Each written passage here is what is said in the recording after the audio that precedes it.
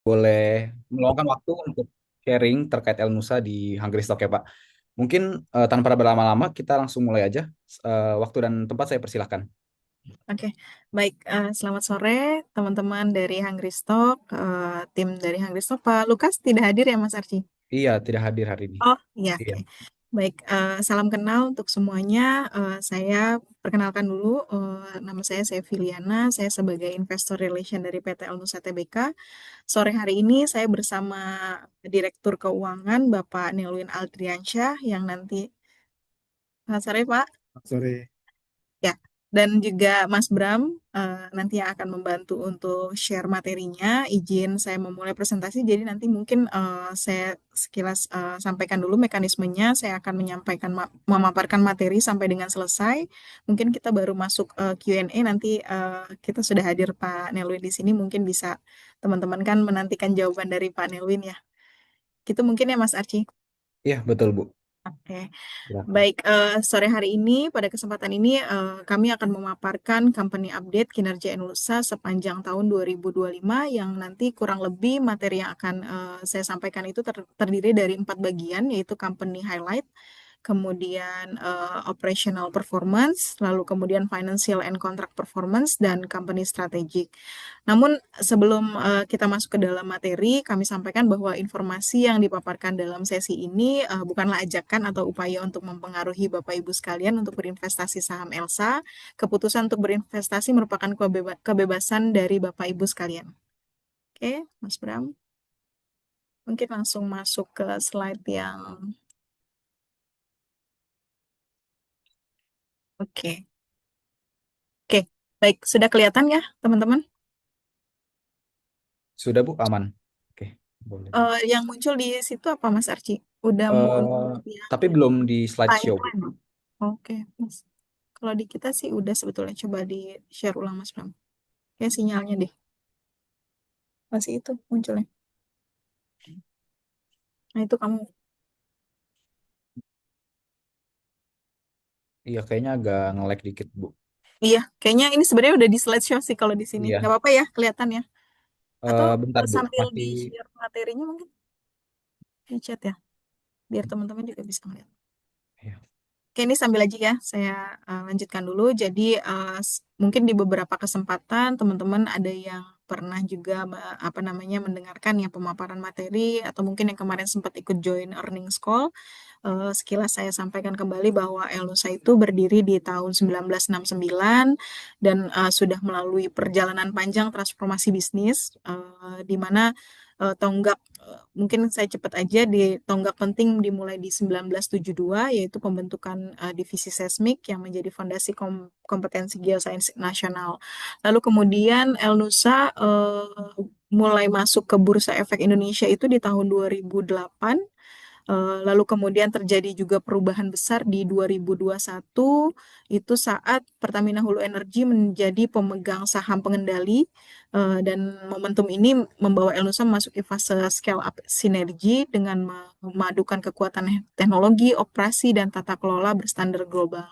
Lalu kemudian sampai dengan di kini di 2026 Nusa lebih semangat lagi untuk bisa terus berinovasi untuk memberikan yang terbaik untuk Indonesia ya khususnya. Next, Mas Bram. Oke, sudah kelihatan ya, Mas? Sudah clear. Sudah Bu. Oke.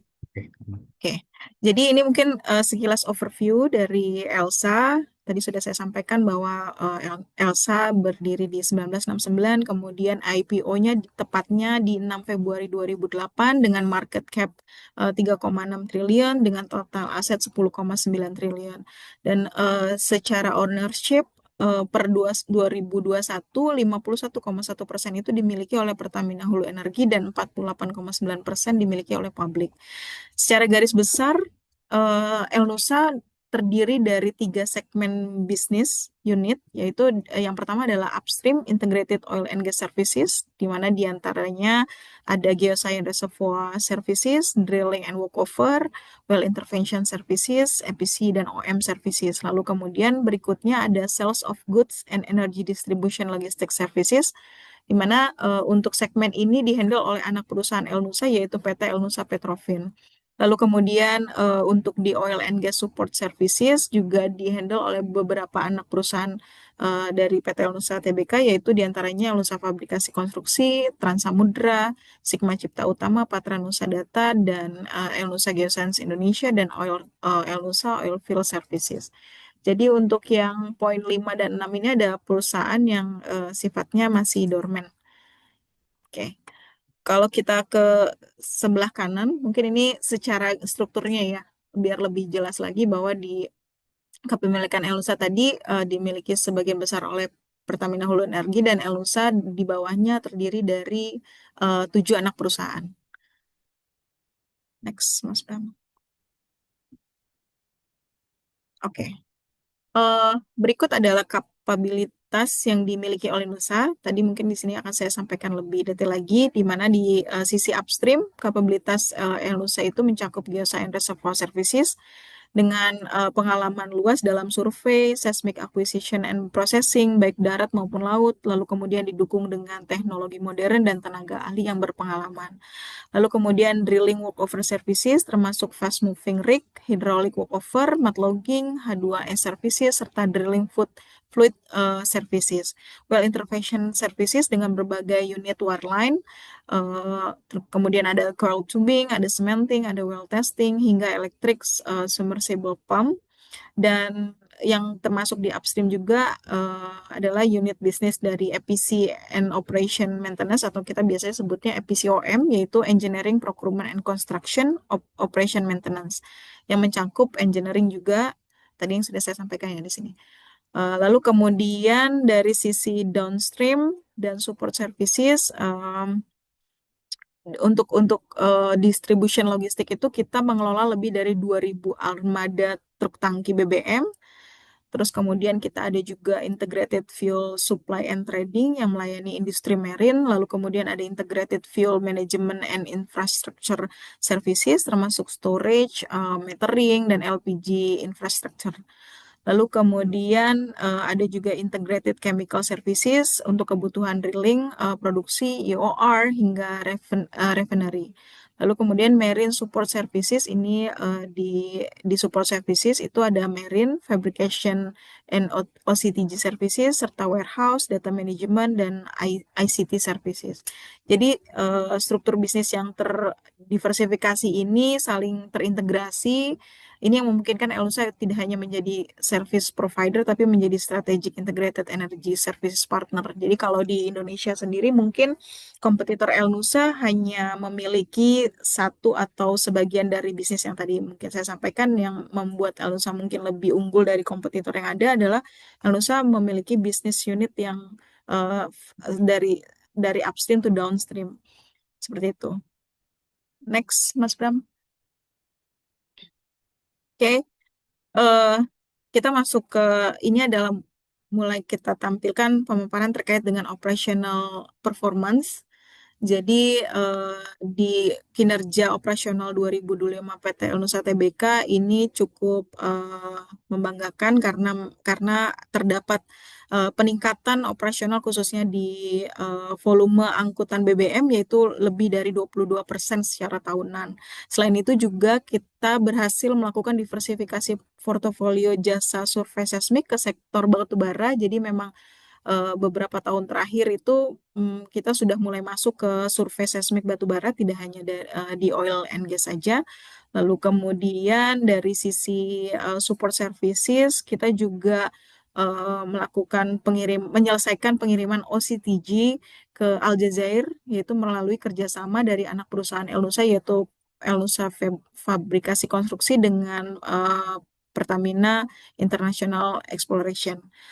Lalu kemudian kalau kita lihat satu persatu dari per segmen ya, kita bagi per segmen. Dari Integrated Oil and Gas Services, Elnusa menjalankan berbagai layanan termasuk servis survei seismik, darat, wire logging, well testing, modular rig, cementing, CTS, dengan kinerja yang signifikan di berbagai indikator operasional seperti cakupan survei, jumlah pekerjaan lodging, dan sumur yang diuji. Lalu kemudian untuk tadi sudah saya jelaskan terkait dengan distribution logistik di oil and gas juga yang memang yang paling mendukung untuk performa operasional di 2025 itu dari yang paling menonjol adalah dari distribution logistik dan dari service oil and support service dari OCTG.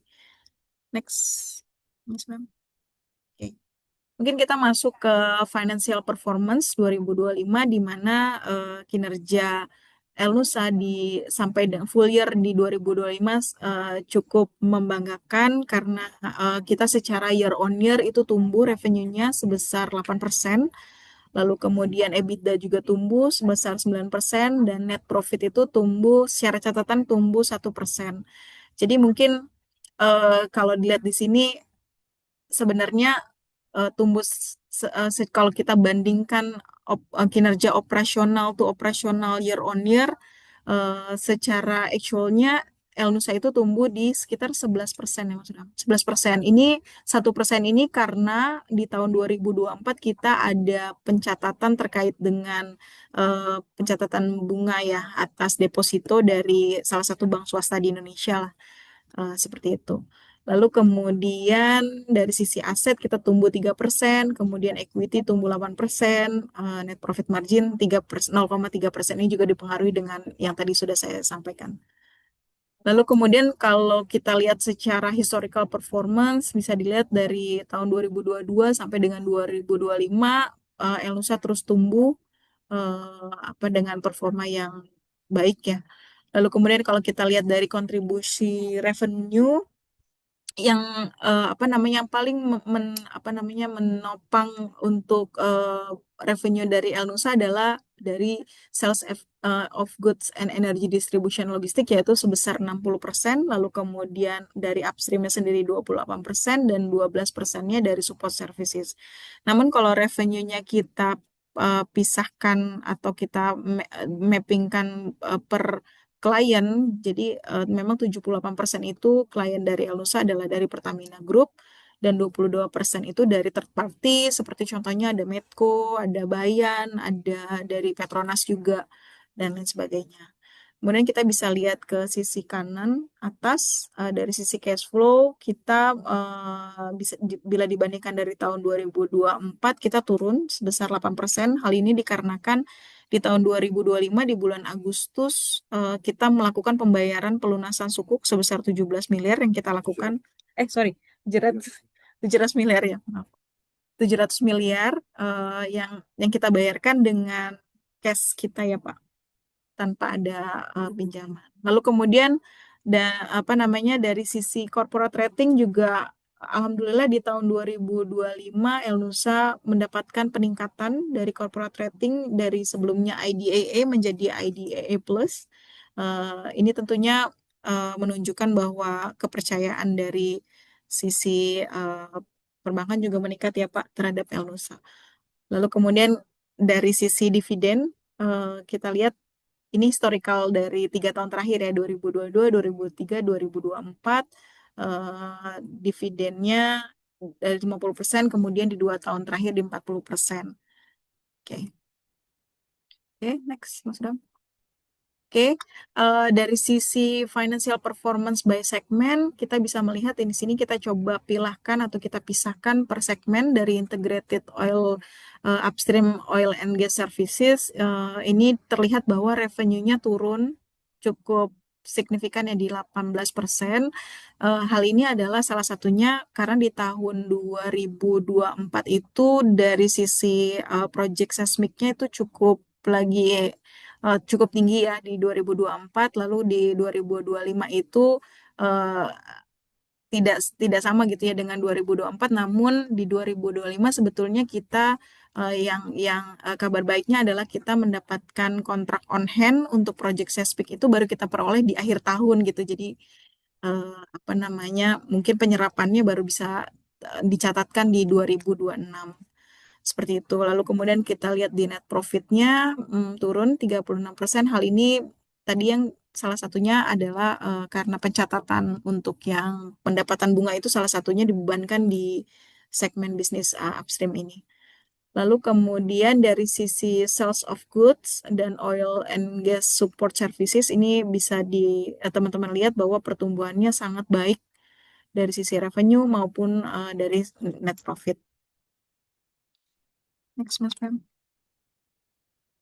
Oke, nah ini dari sisi kita lihat dari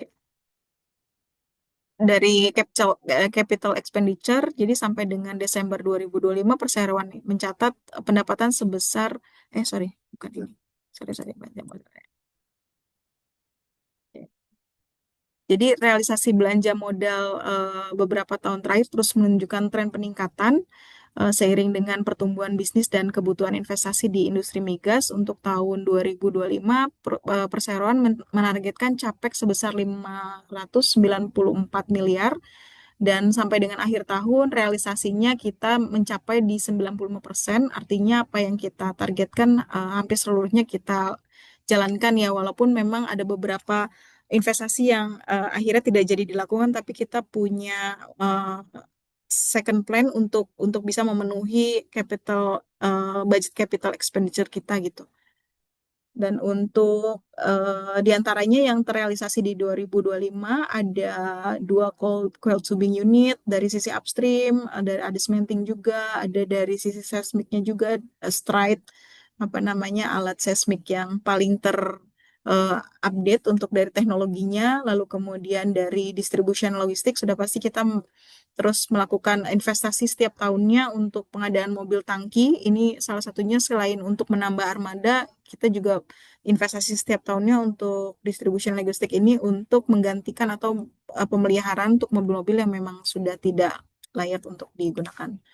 Lalu kemudian dari sisi support ada kita investasi terkait dengan hopper barge ETSA, lalu kemudian dan lain sebagainya. Lalu kemudian dari non projectnya kita investasi di warehouse Duri, lalu kemudian warehouse BSD, lalu kemudian ada di apa namanya update untuk device ya.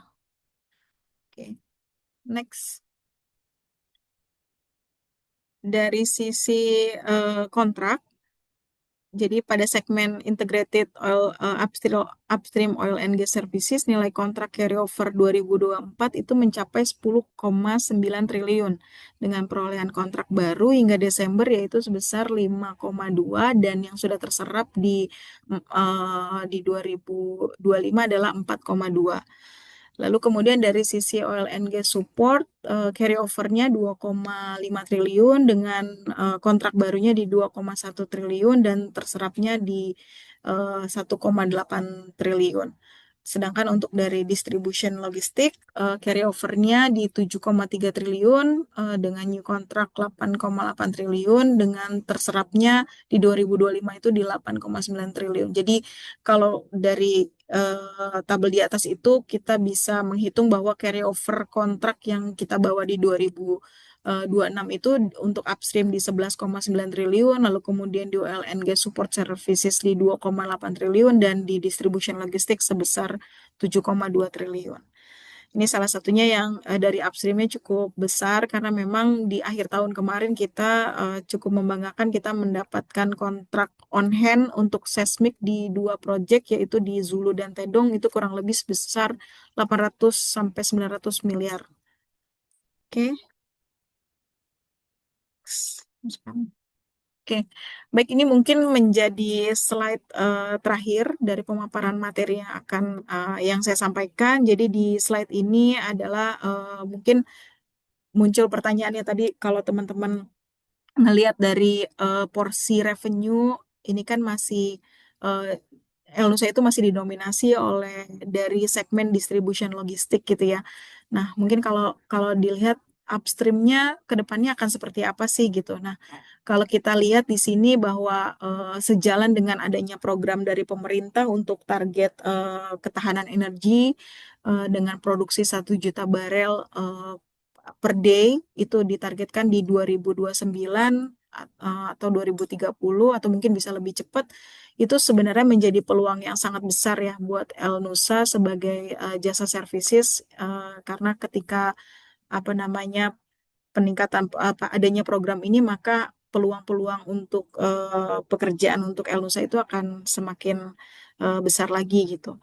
Kemudian karena dari sisi El Nusa sendiri yang tadi saya sudah sampaikan bahwa Elnusa menghadirkan jasa dari hulu sampai dengan hilir dan kita lengkap dan apa namanya mudah-mudahan bisa juga terus mendukung program pemerintah untuk bisa mencapai 1 juta barel per day.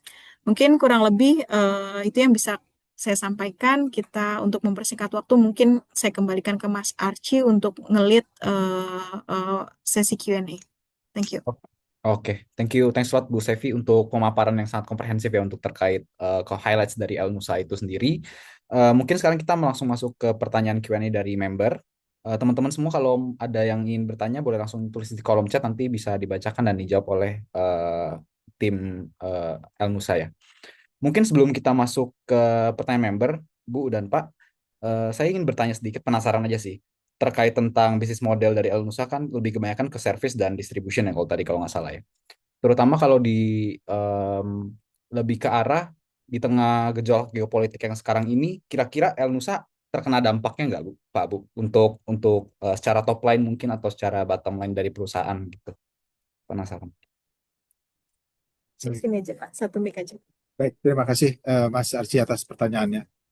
Tentunya menarik ya kita mengikuti perkembangan geopolitik yang terjadi dalam beberapa pekan terakhir ini dan kita sudah melihat dampaknya cukup signifikan dalam harga minyak ya.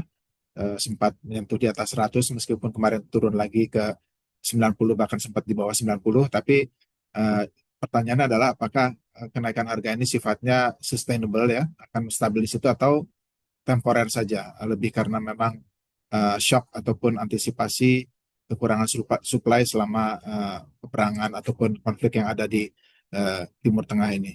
Nah, kalau kita melihatnya jika ini sustain Pak, artinya menjadi new equilibrium bagi harga minyak dunia, ini dampaknya akan positif bagi perusahaan jasa oil and gas services seperti Anusa. Karena beberapa proyek di Indonesia kita tahu ya mungkin cost of lifting di Indonesia untuk minyak itu jauh lebih tinggi dibandingkan di Middle East ataupun di Amerika.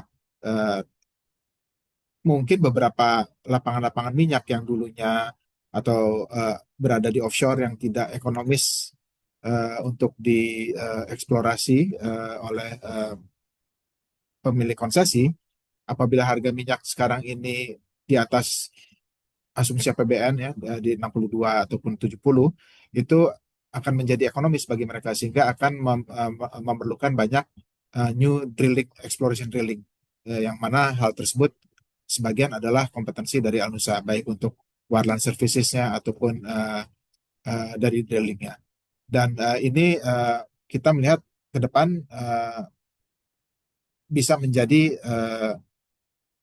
pemicu ya untuk new demand dari kegiatan-kegiatan eksplorasi maupun oil and gas services bagi perusahaan seperti Alnusa.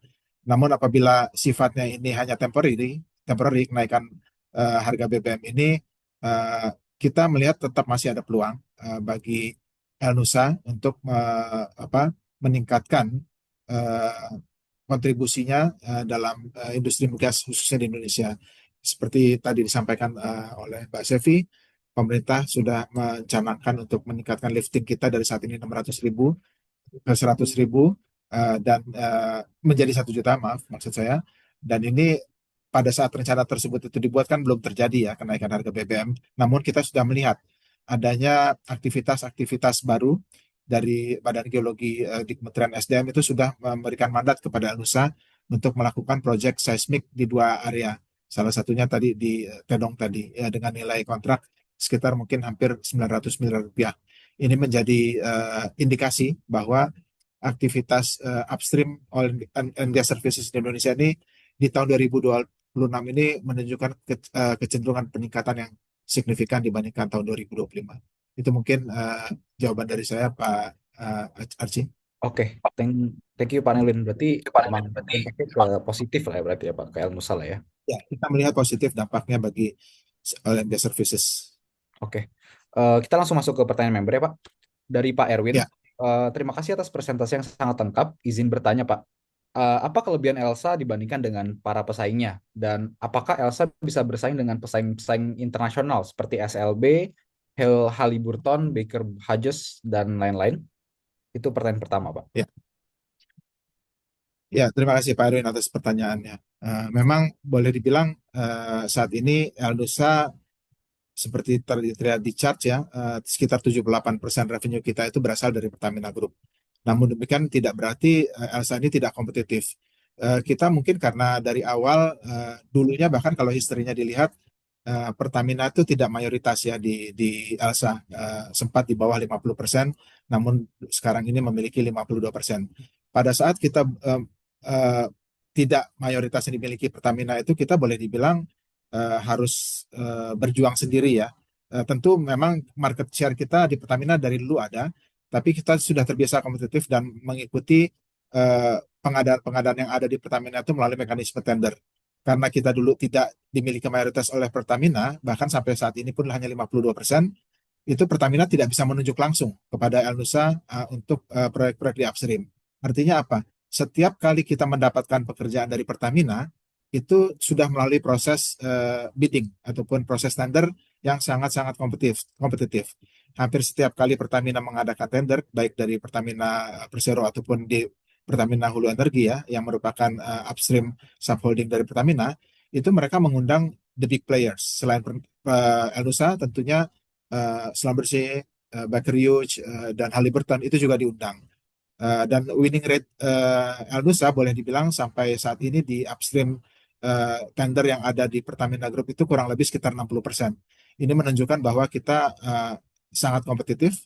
Seringkali kita mengalahkan the big players dari luar negeri tadi, Halliburton ataupun Schlumberger ataupun Baker Hughes secara signifikan ya.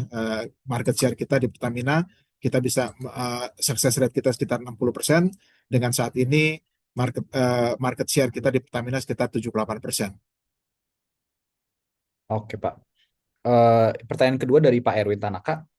Apa rencana 5 tahun ke depan, Pak? Kira-kira ingin menjadi seperti apa Elsa di 5 tahun lagi?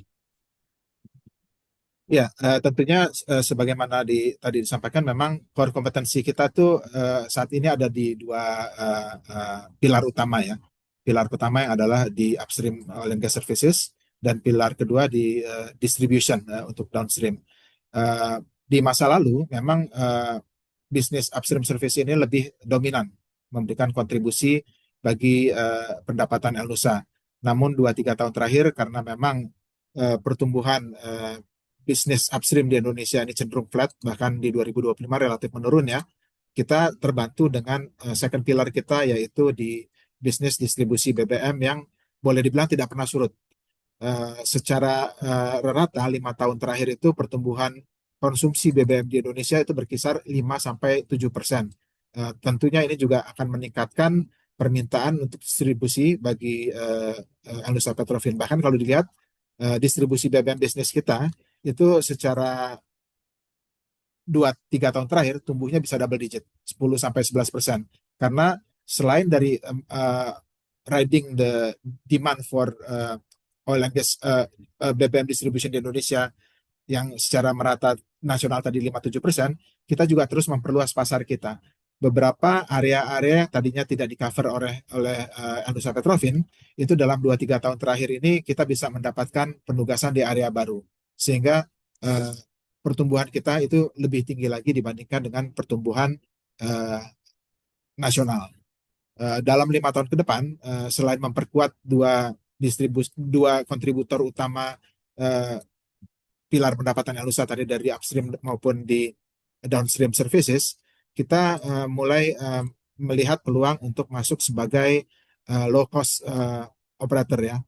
Uh, di beberapa negara ataupun di beberapa oil and gas company, mereka sudah mulai membentuk anak usaha ataupun new business mengerjakan lapangan-lapangan minyak yang mungkin tadinya marginal ataupun boleh dibilang tidak lagi terlalu besar uh, reserve-nya. Bagi big oil companies seperti mungkin di Indonesia Pertamina Hulu Energy ataupun di luar negeri seperti Petronas, mungkin menggarap lapangan-lapangan yang memberikan kontribusi di bawah 1.000 barrel per hari itu tidak terlalu profitable bagi mereka karena size-nya kecil pertama dan cost structure mereka mungkin sudah lebih tinggi dibandingkan uh, perusahaan-perusahaan yang biasa bekerja sebagai kontraktor. Dengan perkembangan ini kita melihat juga sudah ada rencana dari Kementerian SDM untuk melakukan tender-tender baru, khususnya di lapangan-lapangan minyak yang selama ini mungkin marginal. Kita punya visi ataupun ambisi untuk masuk ke sana, menjadi low cost operator di bidang migas dengan peralatan-peralatan dan investasi yang telah kita miliki di bidang upstream services ini. Kita berkeyakinan akan memiliki keunggulan kompetitif ya dengan cost structure yang relatif lebih rendah dibandingkan dengan major oil companies. Bagi mereka mungkin masuk ke marginal field ini tidak menguntungkan, ataupun kalaupun ada marginnya sangat tipis. Karena sebagian besar pekerjaan bagi oil companies itu adalah mereka harus subkontrakkan lagi kepada beberapa subcontractors, termasuk Alnusa di dalamnya. Namun bagi kami, apabila kita mendapatkan lapangan tersebut, pada saat kita memberikan service kepada oil and gas company kan sebetulnya di situ sudah ada margin kita ya. Ditambah lagi dengan margin yang tipis tadi kalau dilakukan sendiri oleh oil and gas company, ini menjadi margin yang mungkin atraktif bagi kita. Sehingga kita melihat ini salah satu peluang bagi Alnusa dalam beberapa tahun ke depan untuk menjadi new revenue stream. Selain dari low cost operator di bidang lapangan migas tadi, kita juga melihat beberapa potensi bisnis baru yang mungkin juga akan kita masuk dan kembangkan ke sana. Salah satunya adalah masuk dalam low carbon business ya. Kita sudah berdiskusi dengan beberapa perusahaan termasuk subholding kita untuk berpartisipasi dalam carbon storage ya. Kita mungkin tidak menjadi pemiliknya, tapi dalam pembangunannya, EPC-nya ataupun O&M-nya, kita akan bisa masuk ke sana bersama-sama dengan pemegang konsesi migas. Begitu juga dengan waste to energy. Kita sudah berdiskusi dengan Danantara maupun dengan beberapa investor yang akan masuk dalam pengembangan waste to energy power plant di Indonesia, karena kita memiliki kompetensi dan pengalaman dalam mengoperasikan uh, uh, power plant. Beberapa power plant yang ada di Pertamina Power Indonesia itu sebetulnya di belakangnya adalah Elnusa yang melakukan operations dan maintenance-nya. Sehingga ke depan apabila kita diberikan kepercayaan atau mendapatkan tender-tender tersebut, kita memiliki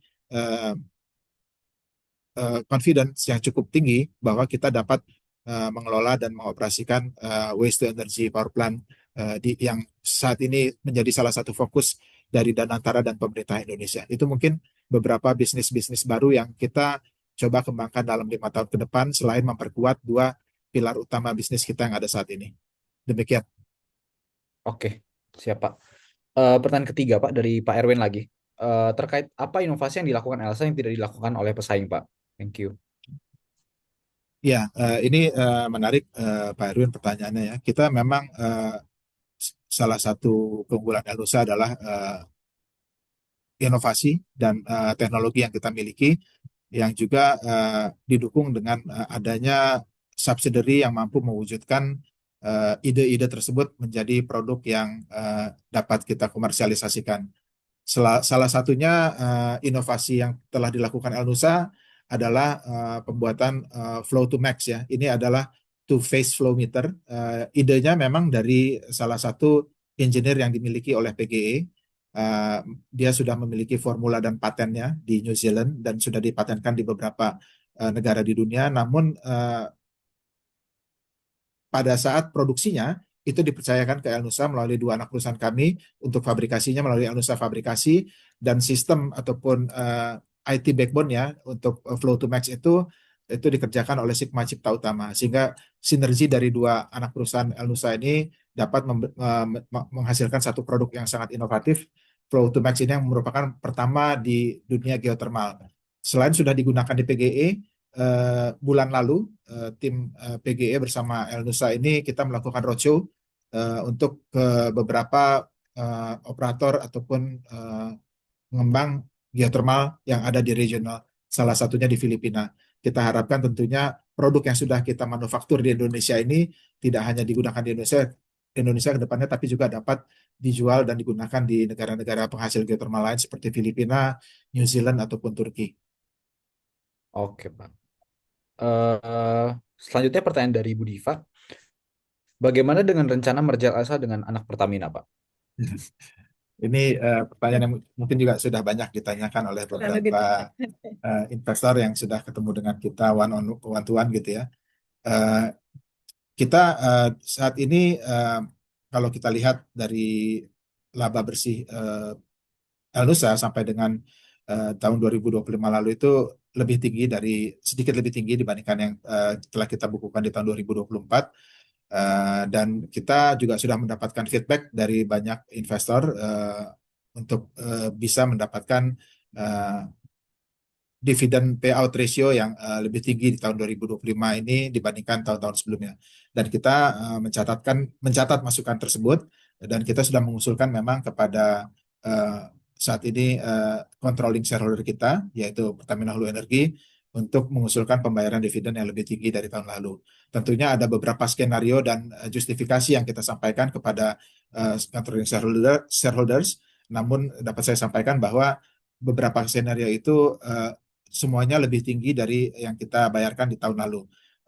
Kita harapkan tentunya nanti persetujuan dari pemegang saham pengendali dalam hal ini PHE, yang juga mereka juga harus berkonsultasi tentunya dengan Pertamina dan Antara. Payout ratio yang nantinya akan diputuskan akan lebih tinggi dari tahun lalu dan dapat apa sesuai dengan ekspektasi dari investor yang ada di Indonesia. Itu harapan kami, Diva. Oke. Dari Pak Michael, Pak. Apakah ada dari segmen distribusi, harga distribusi minyak sudah diregulated sama pemerintah sebelum dijual ke end user?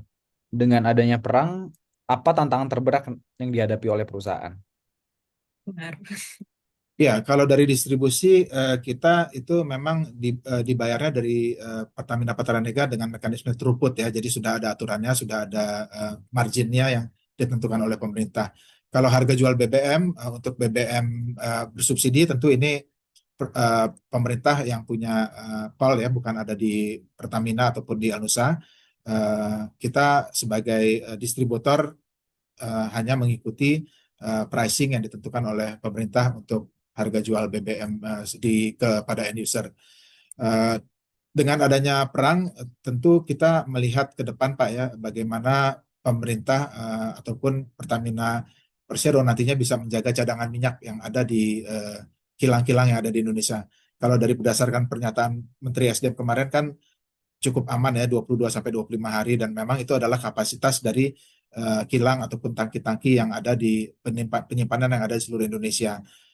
Sampai sehari ini, meskipun telah 2 minggu perang di Timur Tengah terjadi dan sudah ada blokade Selat Hormuz yang konon mempengaruhi apa distribusi BBM di dunia.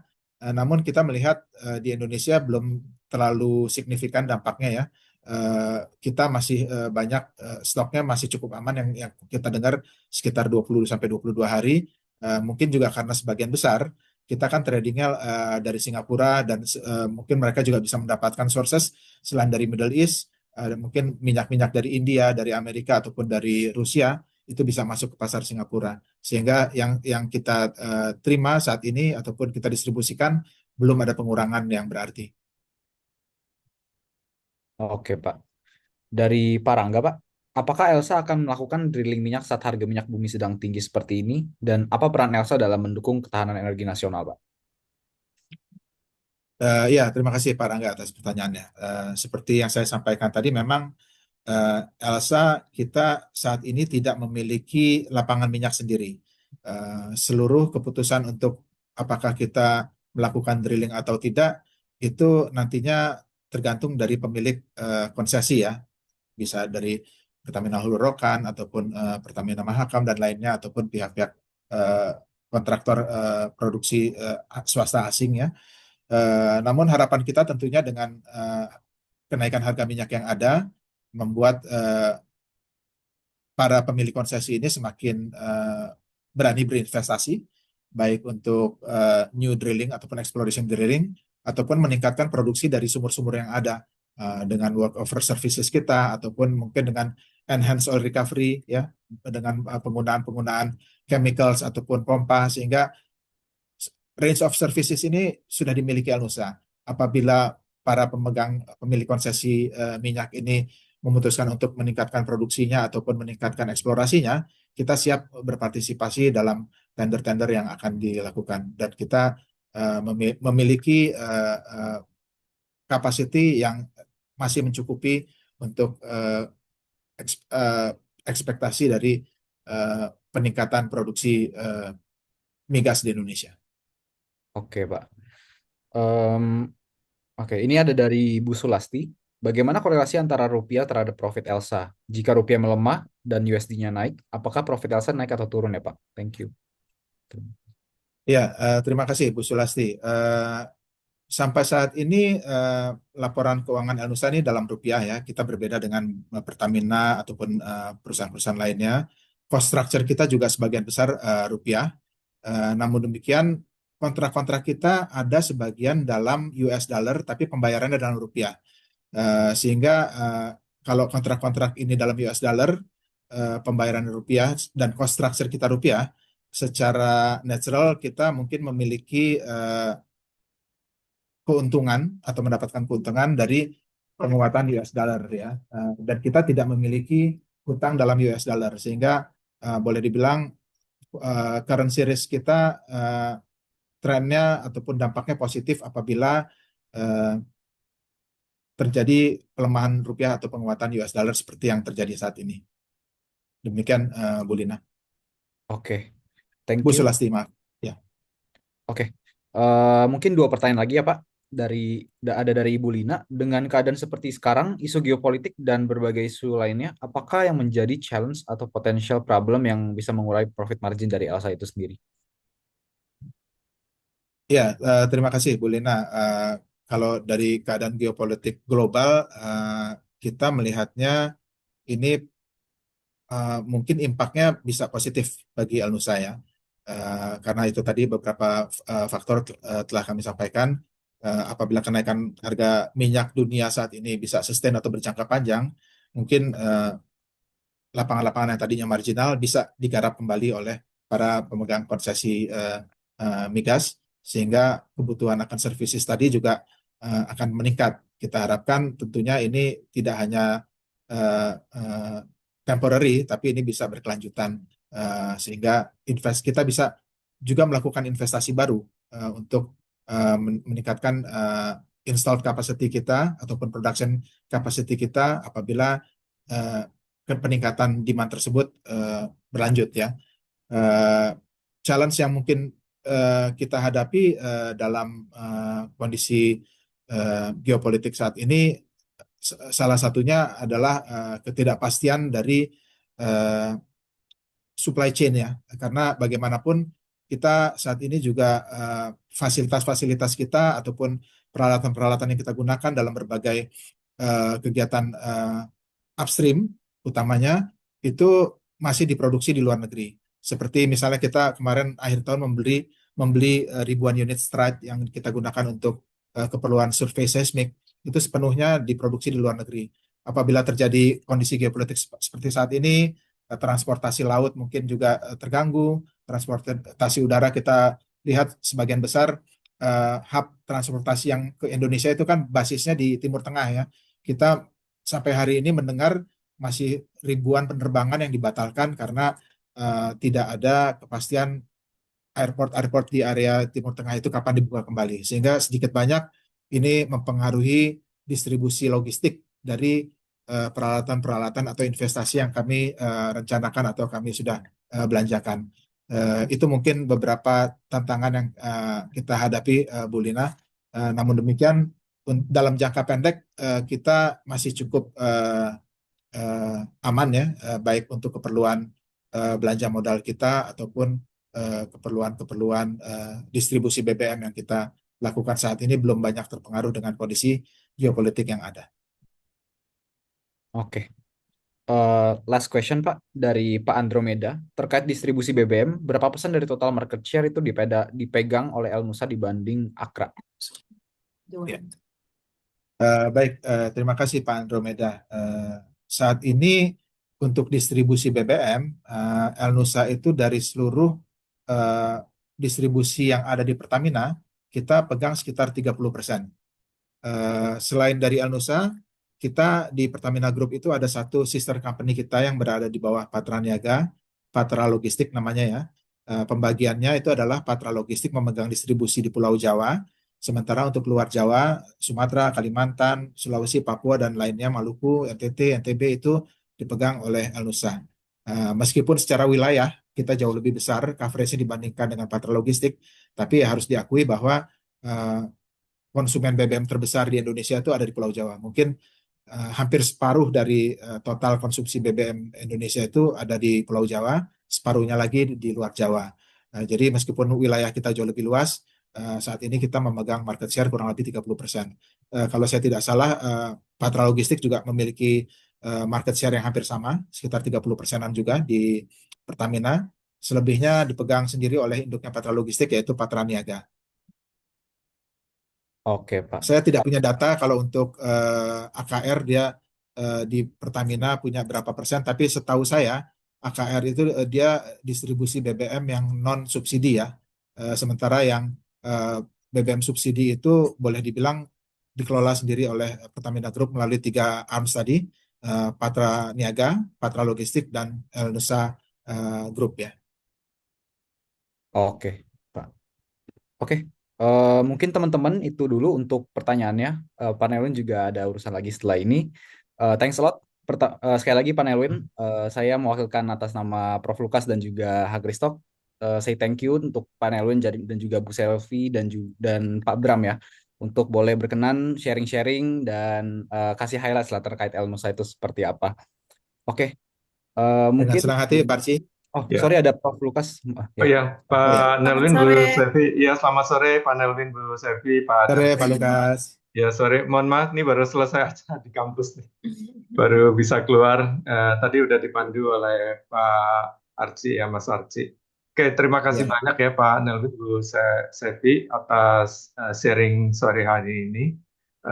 Yang hadir lumayan banyak ya, walaupun ini jam kerja ya. Tapi ini kami rekam Ya. dan biasanya sekitar hampir 500 member kita akan mengikutinya lewat rekaman ya, Pak Nelvin dan Bu Selvi.